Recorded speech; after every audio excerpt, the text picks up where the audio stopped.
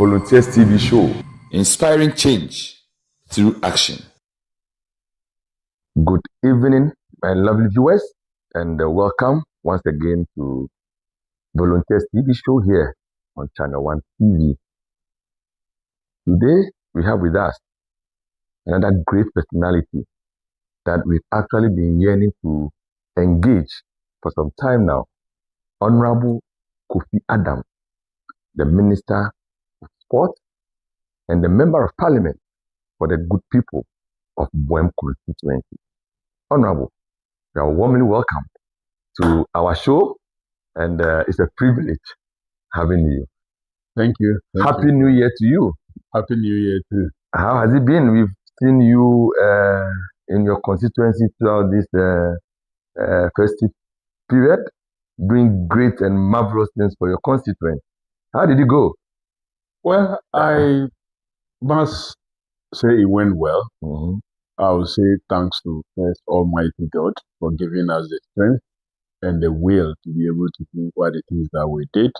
And then I will say thank you to the constituents who made themselves available, Mm-hmm. and all those who supported in diverse ways, made their money and other logistics and their time to be there to at least join in the celebration. I say Aiko to all of you. I can't mention, if I start mentioning names, we will not end.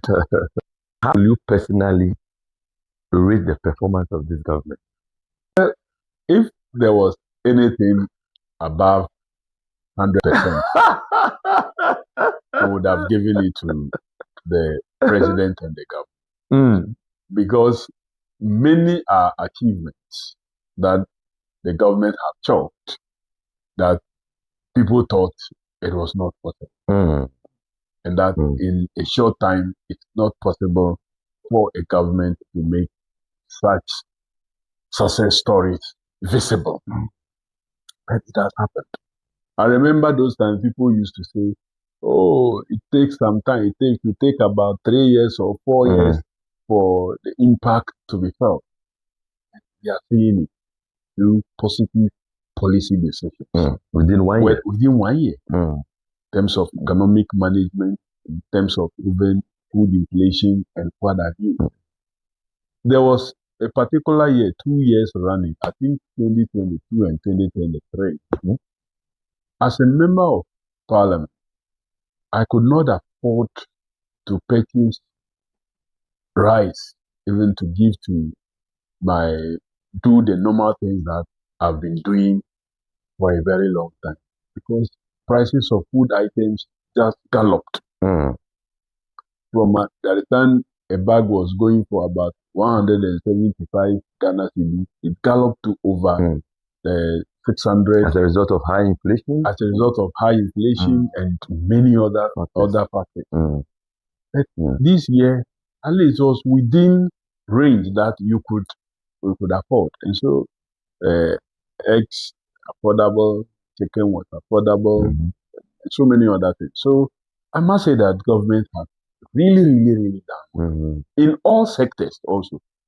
Surprisingly, it's not like just one sector that is doing well. You go to even in area of fight against illegal mining, otherwise described as galamsey, that some people are not too pleasant about the results. You can see a real determination to dealing with the issues, to the extent that even where allegations are made against a sitting member of parliament of a governing party, he is not spared. He is subjected to all the processes that any other person would be subjected to. That is for me, is the difference. We may not have seen the results fully the way we expect it, to see clear water bodies, so that to show that, okay, signs of non-galamsey activities has come to stay with us. But you can see a determination that there is punishment. You will be punished if you are found, if you are caught. And so for me, Honorable, having set this background for our engagement, we are on the Volunteers TV show. where we promote active citizenship, patriotism, volunteerism, love for nation. As the sector minister for sport, how do you think patriotism and love for nation can contribute towards the development of sport in Ghana? Well, I would have loved that you asked the question the other way. How? How sports Okay. contributes to promoting volunteerism. That's right. You see, when you consider nations that have taken sports serious, you immediately will see volunteering as part and parcel of that nation. That's discipline is part of that nation because you are taught many things in sports. When you ignore sports, you ignore the key fundamental values that a country needs to develop. Discipline, volunteerism, selfless attitude, teamwork, patriotism, and so on and so forth. These are values that every nation, every business needs to do. And so when you take sports serious and you invest in it right from the grassroots, that child growing up understands positive competition. That child understands discipline, that if I want to do well in a sport, I must train and retrain and retrain. I cannot just get up and become a great footballer. I cannot just get up and become a great tennis player. I cannot just get up and become a great athlete. I cannot just get up and become a great boxer. I must go through a certain routine of training, discipline. I agree. So sports is the engine of all this and not the other way. If you ignore it, you are destroying your nation. And that is why for me, I'm so happy. Look, the biggest decision ever taken by any government was President Mohammed's decision to decouple youth from sports and to create youth development and empowerment ministry and sports and recreation ministry to give it the necessary focus. And he did not end there. He directed us that grassroots sports and school sports should become the center of our activity. Now he had moved further to make sure he is appointed a national coordinator and deputy for grassroots sports and school sports. So it is something that is no longer going to be left for just say maybe GES alone to do. So that if they don't have money, sports is sacrificed. They are handicapped. If they don't have time, sports is treated as extracurricular, so it suffers. Now the president wants us to take sports serious right from the lower basics through the middle basics to secondary and to tertiary level. So that after implementing this for a time, you will see how discipline will come back into society. You will see how volunteering will become part and parcel. Because we will understand that as sports people, we need the fans to make it.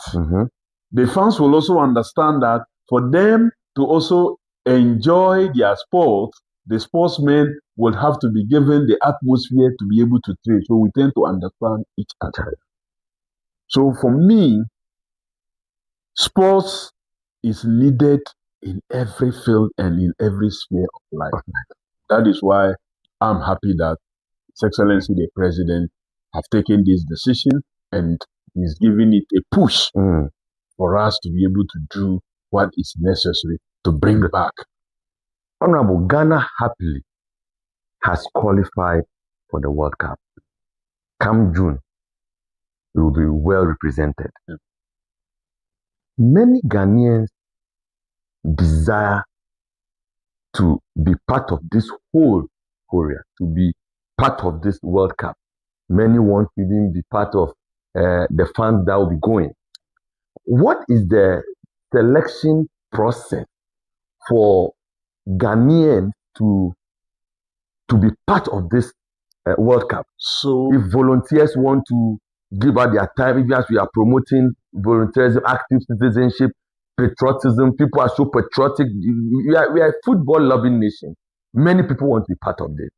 What processes and what arrangements do you have in place for this? Well, let me start by commending Ghanaians. Since I came in here as the minister responsible for sports and recreation, I have enjoyed massive support from Ghanaians. I've enjoyed support from the technical team, the federations, and the playing body in terms of us working together to achieve the successes that we have achieved. And since qualifying also, I've seen a number of persons call up to volunteer in one area or the other. You can't believe it that all the qualifiers that we played away, fans and supporters who went to support the team did so on their own. They did so on their own. Either they directly paid or they got sponsors who sponsored them. The country didn't have to spend our taxpayers' money in doing so. So that is a sign that they are really willing and ready to push and support the country. And many have called. Some are either sending various music that they have done to think that it will energize the atmosphere, something that they have some accommodation facility in the US and Canada that they can support team camp and support fans who would be there. So many people are volunteering in different ways. And every Ghanaian, able and physically challenged, is invited to join. Whether participating actively in Mexico, Canada, and US of A, or in Ghana here. There are many ways through which we can support our country, support our team, and drive tourism and development, taking advantage of the World Cup qualification. We're really not going to. Your question of selection is a difficult one to answer because it is opened for Ghanaians who will be able to meet the travel conditions for issuance of work visa. However, as a country and government, we will raise funds from private and public corporates to be able to support some persons, because no doubt the World Cup is not for only the well-to-do and those capable. It is also, there should be opportunity for everybody to participate in one way or the other. So a farmer somewhere who cannot afford a ticket to even fly from, say, Kumasi to Accra, it should be possible to pick one of those to take them to the World Cup, because it gives them a certain opportunity to learn something and return as ambassadors.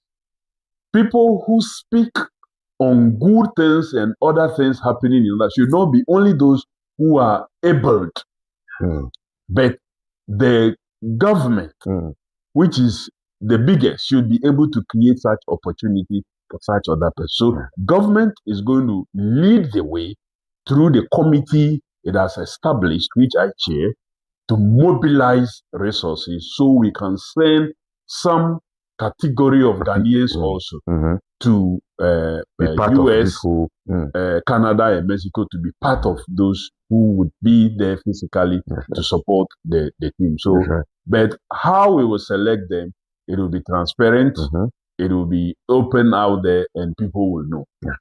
That's a very good one, Honorable.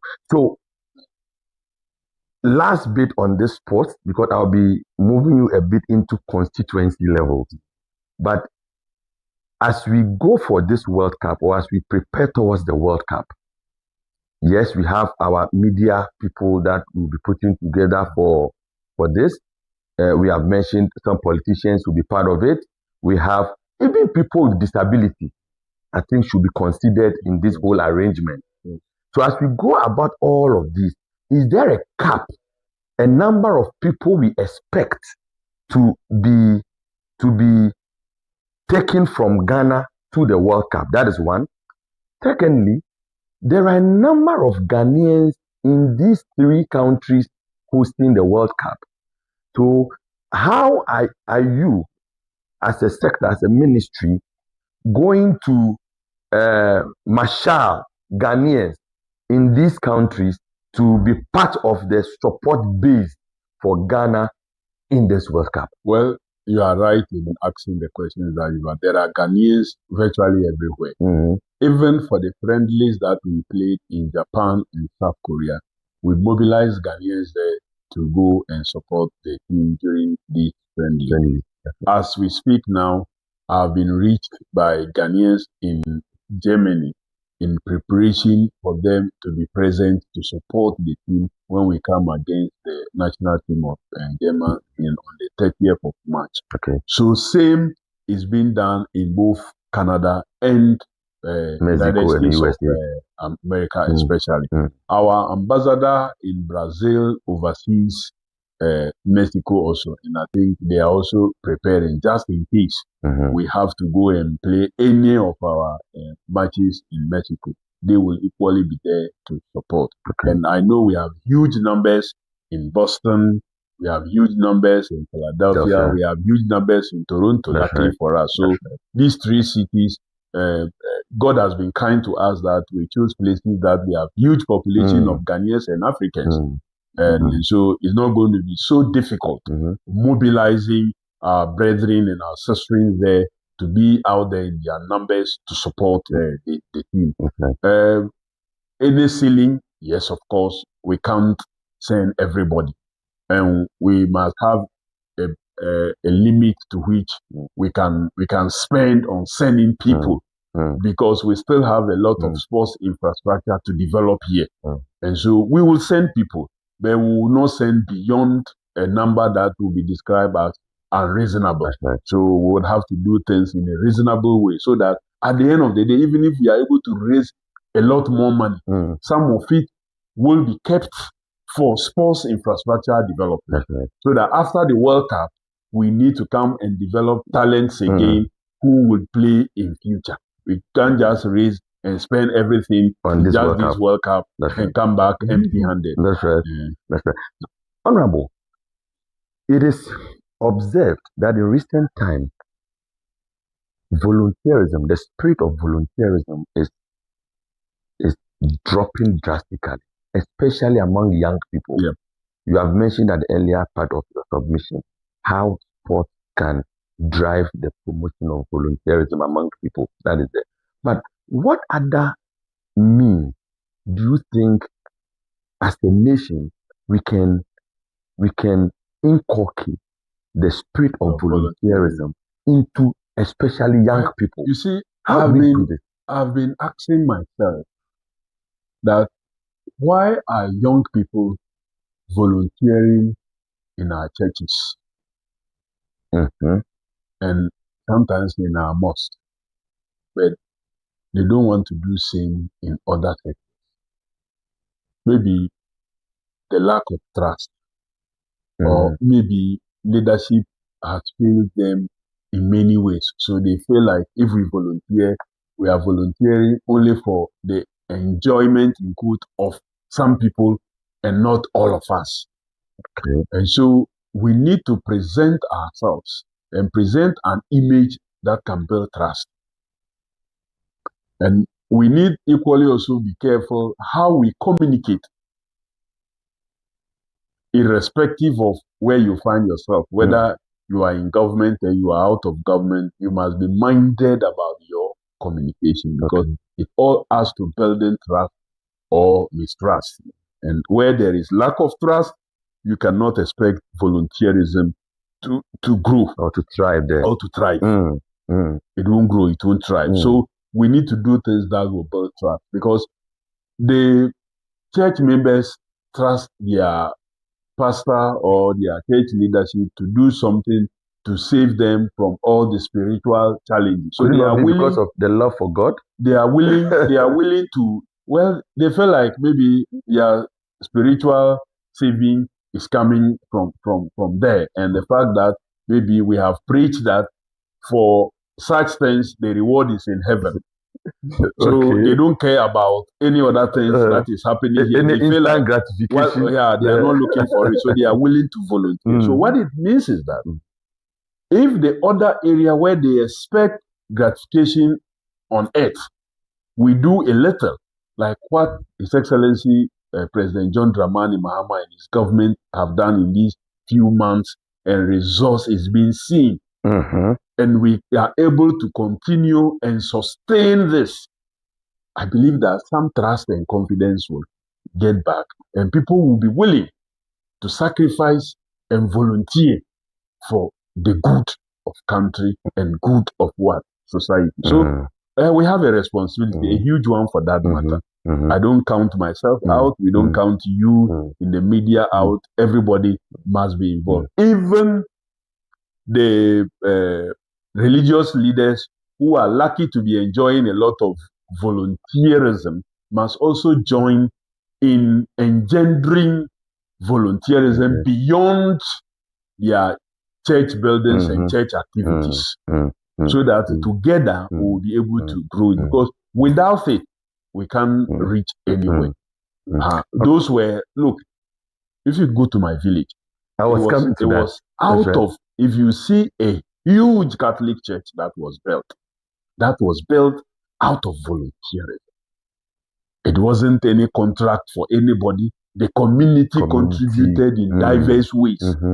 In those days, volunteerism, we assemble communal labor. People will volunteer their time. Those who have skilled labor will volunteer their skilled labor. Those who will volunteer in fetching water for them. Those who will volunteer in doing other works related and under supervision. Today, all that is dead.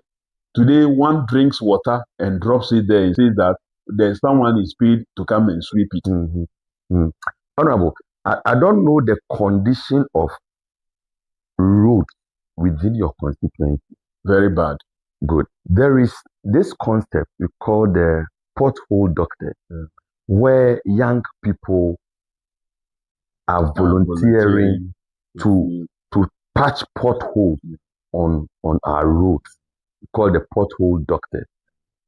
How can such a thing be successful in your constituency, where you see young people within your constituency join these volunteers to patch potholes within the constituency? Unfortunately for my constituency, we don't have third rules that will be talking about patching potholes.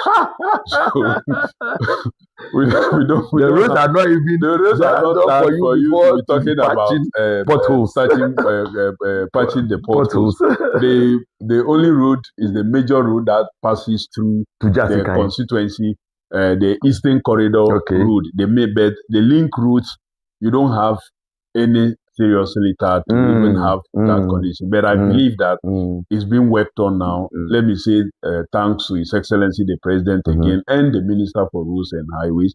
He's been kind enough to consider a number of roads in my constituency. And so we're hoping that in few months' time, we will begin to see massive construction and tarring of what our roads, so that we can get to the point that we're talking about. But you see, I also believe that road maintenance should be specialized, and we can do it if we put together teams that will identify early distractions and repair them. Because if a road it starts with just a small hole, and then water begins to seep through there, and it makes it softer below, and before you see, it becomes a huge pothole. But if, when spotted as that small hole, it is cut and treated, it will not spread. In communities across Ghana, every journey matters. But too often, our roads tell a different story. Potholes, causing delays, damaging vehicles, risking lives. That's why Global Volunteers Corps Ghana has taken action. We call ourselves the Pothole Doctors, a dedicated team of volunteers committed to healing our roads, one about reducing accidents. It's about bringing comfort to drivers. It's about extending the life of our roads and strengthening the communities that depend on them every day. Every pothole we fix makes a difference. Every volunteer makes an impact. Every community we reach brings us closer to safer, smoother journeys for all. Join us, support us, and together, let's build a future where our roads are stronger, safer, and built to last. The Pothole Doctors, healing the road, strengthening the nation.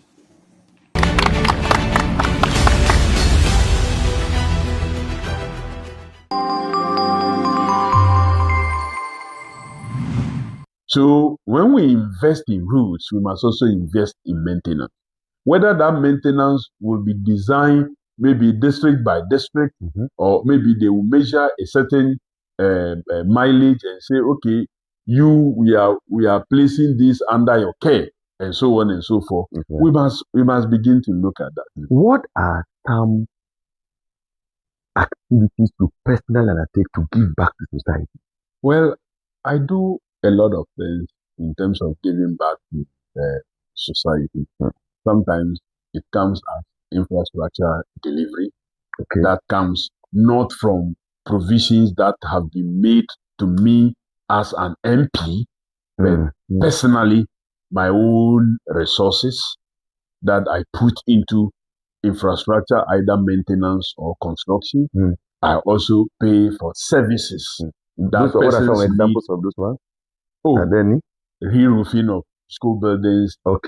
Building of even school infrastructure, health facilities, purchase of health equipment and what have you, that I use my personal money, paying of fees. Because look, there are times what some of us went through to have education. We don't feel, I don't expect that people should go through that again. So mostly you see one come through to pay fees of persons from out of pocket. Healthcare needs, and not just my constituent. I do it beyond my constituency. Beyond my constituency. And what inspires you to do this? Well, service to people. Just one thing. You know what? I'd wanted to be a soldier. And my dad didn't like the idea. If I wouldn't be a soldier, then let me be maybe a medical doctor and I can help solve people's pain. And I mixed that. So I said that, okay, the last one will be teaching. Because when you teach also, you can reform young ones. Students who have passed through my hands today and have turned big adults and some are working will tell you how I was. And I treated them with a certain level of, I treated them like their parents would do. Because I wanted them to be disciplined. I wanted them to make good the time and investment that their parents were making in them. And today they meet me and they are happy that I did what it is that I did in all the period that I've taught. So I do it because I just want to get people to be better off. Than they are or they were. Whether it is health-wise, whether it is economic situation, whether it is social status and what have you. The dream is to see people smile. And so when I see people smile, I'm also happy. On this basis, could you share your final word and your New Year message to my lovely viewers and Ghanaians in general? Well, to your lovely viewers and Ghanaians, I say this New Year, let's all work hard. Let's work as a team to continue to build our country. The leader of the country, His Excellency the President, is committed to leaving a legacy. What we need is to team up with him in diverse ways so that that legacy will truly not just be desired, but it will be lived. We can see the signs already. What we need is to just continue to carry and push on and push through. Let's pray together. Let's laugh. Let's laugh real. There's no need taking up a cudgel and attacking your fellow human being. It doesn't go well. And so let's share. The sharing should not just be during festive period. Let it be part and parcel of us all through the year. And let fellow feeling and love prevail all through the year also. I wish everybody well. And I know that 2026 is going to be greater than all the years we have all lived. Hallelujah. Hallelujah. That's a lovely word. Viewers, we've been having a great discourse with Honorable Kofi Adam, the Minister for Sports and Recreation, and also the Member of Parliament for the good people of Boem constituency. Honorable, thank you very much. Thank you for making time with us. And we look forward to more of such and continue doing the good work we are doing for Mother Ghana and for humanity. Thank you very much. Thank you. Viewers, I remain your host, Stephen Kwekudaku. See you same time next week. Bye for now.